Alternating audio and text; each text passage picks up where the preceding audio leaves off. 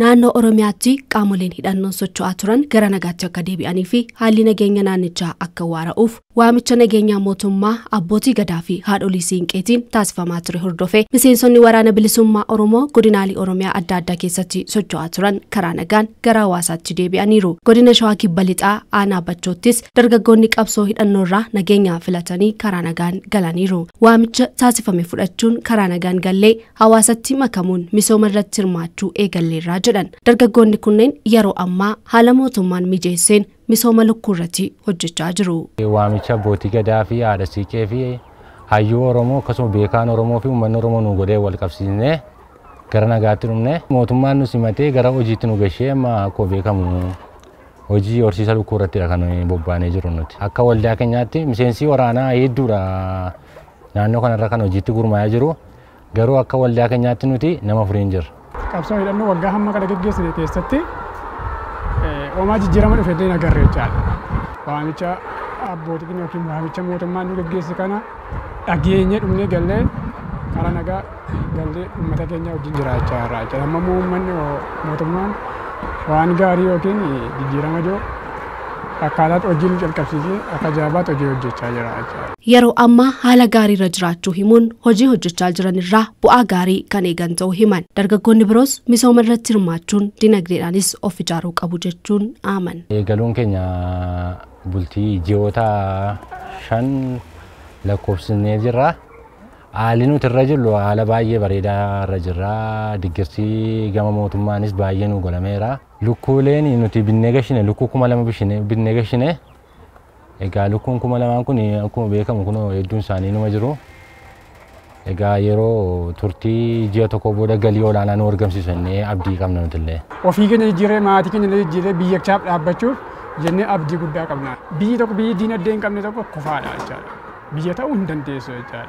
Kanaaf iyyuu qeerroon bakka jiru dargaggeessi kan jiru kamiyyuu jechaadha. Innichi laga jirus waraanni jiru jechaadha. Dhufee waamicha mootummaan godhuuf kana dhagee karaa nagaa dhufee waan gaarii hojjetee yookiin diinagdee yookiin misooma isaatti odeeffee biyyoollee jijjiiruu danda'a. Aanaa Bachootti barana namoota 1400 carraa hojii kan uumame yoo ta'u isaan keessaa 29 kan ta'an dargaggoota waamicha nagaa simatanii karaa nagaan uummatatti deebi'an ta'uu itti gaafatamaan waajjira carraa hojii uumuu fi investimentii aanichaa obbo Miidhagsaa Nagaasaa himaniiru. Akka aanaa keenyatti bara kan amma guyyaa kanatti naannoo nama 1400 carraa hojii uumnee jirra. Isaanis iddoo lamatti qoonnee jira. Tokkoffaa warra uummanni Oromoo waamicha godhee fi beektonni waamicha godhanii fi mootummaan waamicha godhee fi naannoo waldaa 7 ta'an baay'ina nama 29 carraa hojii uumamnee jirra. Ijoolleen kun carraawwan garaagaraa horsiisa lukkuu, furdisaa, mana hodhaa, daldala garaagaraa keessatti gurmaa'anii jiru. Waajjirri qonnaa godina Shawaa Kibba Lixaa dhiyeessii galchee fi hordoffii ogummaatiin dargaggoota kanaaf deeggarsa barbaachisu taasisu itti gaafatamaa itti aanaa waajjira qonnaa godinichaa obbo Gaddaafaa Miidhagsaa kan himan. Waajjirri misooma magaalaa sheedii ijaaree fi jira.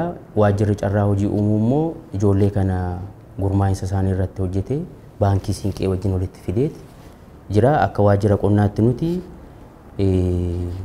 wantoota ijoolleen kun irratti hojjettu furdisuu yoo ta'e loowwan ogummaatiin deeggarree bituu jechaadha. Lukkuu warra gurmaa'e immoo cuucii guyyaa tokko kana madda isaa barbaaduudhaan ogummaan deeggaruudhaan achi keessatti waan hojjetan sun bu'aa qabeessa ta'ee faayidaa akka irraa argataniif kan deeggarsa hanga dhumaatti taasisu ogeessa keenya waajjira qonnaati jechaadha. Godina Shawaa Kibba Lixaatti qaamoleen waamicha nagaa fudhatanii galan abbummaan keessummeessuun hojii kanaaf kan oolu sheediiwwan ijaaruun inisheetivii misooma beeladaa irratti akka hojjetan taasisu itti gaafatamaan waajjira misooma magaalaa fi manneenii godina Shawaa Kibba Lixaa obbo Tashoomaa Tolasaa himaniiru. Akka godina keenyatti olmoos nama 69 kan ta'udha kan nuuf kenname jechaadha. Qabatamaadhaan hojii kana keessa gurmaa'anii jiru. Hojiin kunis bu'aa qabeessa akka inni ta'e hordoffii fi deeggarsa yeroo adda addaa taasisnuun ilaallaa ta'uu jirra jechaadha. Warreen kilaastara kan lukkuu irratti gurmaa'anis kan furdisaatis kan aannaniitis jiru jechaadha. Fakkeenya magaalaa Tajii fudhatanii tokko ilaaltan jiru. Jarri kun akkuma jedhame waamicha nageenyaa fudhatanii tokko galanii waamicha nageenyaa gaafa isaa fudhatanii tokko galan immoo waadaan mootummaa wajjin taasifame isaan deebisanii dhaabuudha. Isaan deebisanii dhaabuudhaaf kilaastara yookaan immoo inisheetivii magaalaa kanaan ijaarsa kilaastaroota beeladaati irratti hojii akka galan taasifamee jira waan ta'eef gama kanaanis bu'aa qabeessa ta'ee jira.